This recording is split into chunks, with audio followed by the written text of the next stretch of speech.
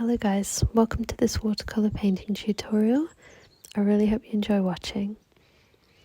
Okay, so firstly I'm starting by wetting my paper, and I'm going to be using this mix of blue and green in the Winsor & Newton cotman watercolours for my background, which is the sea. I really wanted to use these as per usual. They give me a really rich colour payoff, which is perfect. That's exactly what you want with watercolours, for the colours to be really rich and have a lot of depth to them, which these definitely do. Here I just blocked in the background there, and my paper is still slightly damp at this point, so I can add on top and it's still going to fade into each other, which is what I wanted for this water effect. I'm just adding more and more as I go, just so, because I am using quite a bit of paint, I need to add more as I go, basically.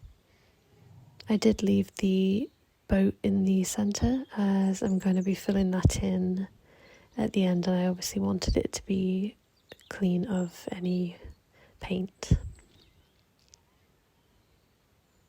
Yeah, I'm just going around the boat just to deepen around there to create a shadow, and then adding some random marks in the water just to give that feeling of motion in the water.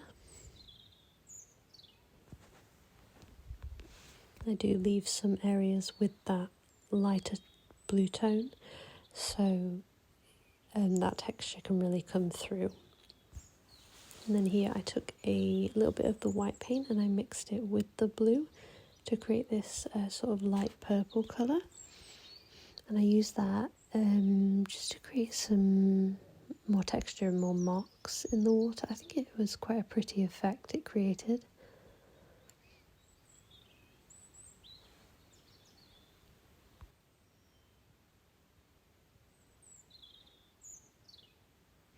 And then here's when I pick up my white paint. I actually use the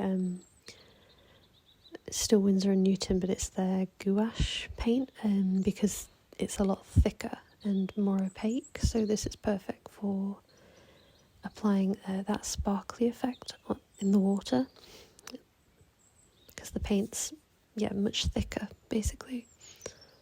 And here I'm just dotting all over, just creating small little marks just to give that effect that the water is got that shine on top. And I did switch my brushes just so I could get a variation in the marks, which I think worked quite well than just using the same brush shape. And so I just continue just to add more and more until I'm satisfied with how it looks.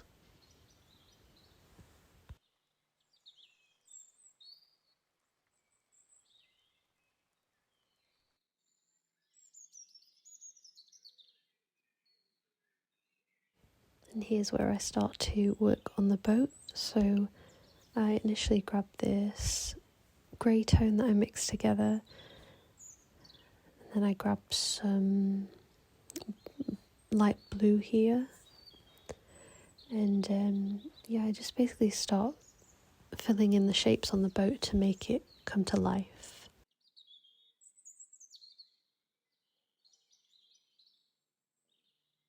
And due to going around the boat with the quite big brush initially, I do use the lighter paints here just to fill in slightly around the outline, just to make the boat look a bit more clean around the edges. Here just blocking in more shapes.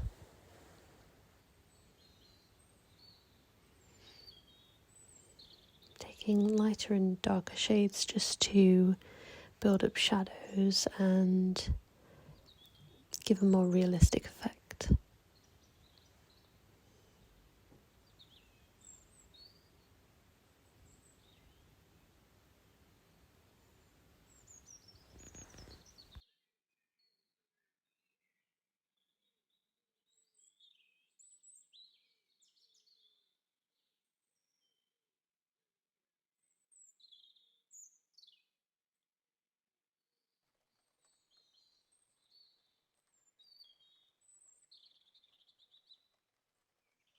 So here, going in with my sword shaped brush, this one allows me to create really nice sharp lines. Due to the flexibility in the brush, it's really great for putting in small details like this. I'm using again the white gouache paint, which is a lot thicker and important in this case, so the white really stands out.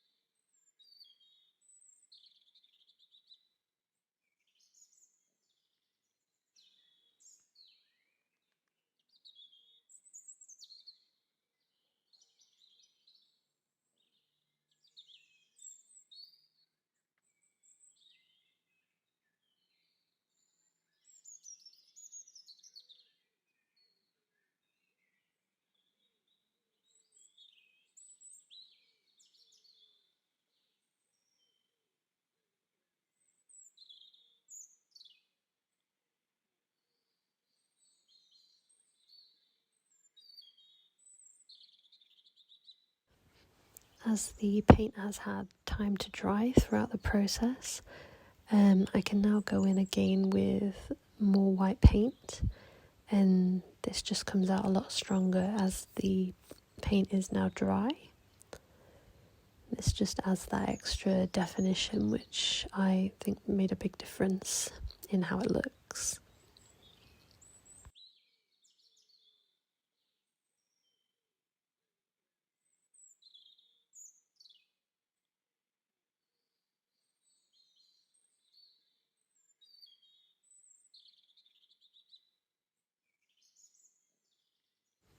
Okay, now so I'm just going to start peeling off the masking tape here.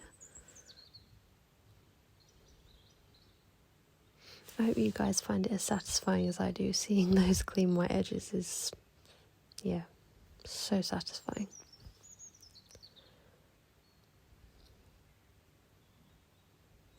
Okay, so I hope you guys really enjoyed the video today. I'll just bring you in for a closer look here.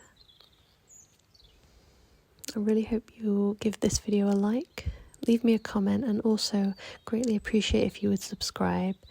I'll see you in the next video, guys. Thank you. Bye bye.